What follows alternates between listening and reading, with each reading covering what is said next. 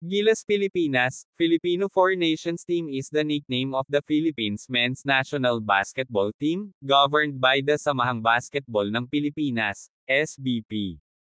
The team has been competing in international basketball competitions since 1930, and has won numerous medals in the FIBA Asia Championship, the Southeast Asian Games, and the Asian Games. Kung bago ka pa lang po sa aking channel, baka pwede naman po pakipindot subscribe button pati na rin po notification bell para po palagi ka updated sa susunod ko video. Maraming salamat po.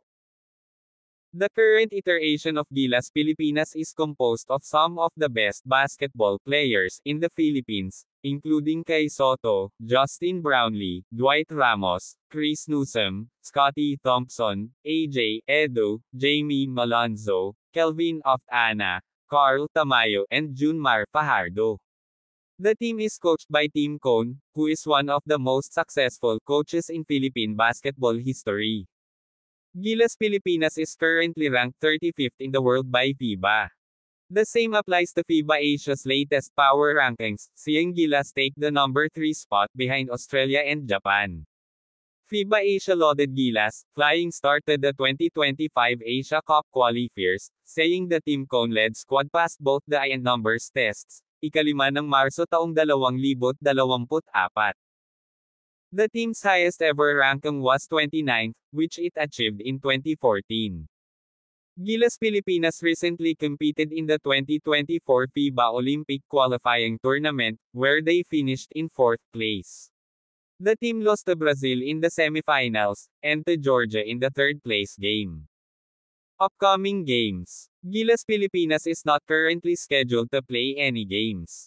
The team is expected to compete in the 2025 FIBA Asia Championship, which will be held in India. Overall, Gilas Pilipinas is one of the most popular sports teams in the Philippines. The team is known for its passionate fans and its exciting style of play. Gilas Pilipinas is always a contender for medals in international competitions, and the team is expected to continue to be a major force in Asian basketball for many years to come. Here are some additional details about Gilas Pilipinas. Colors: blue, red, and white.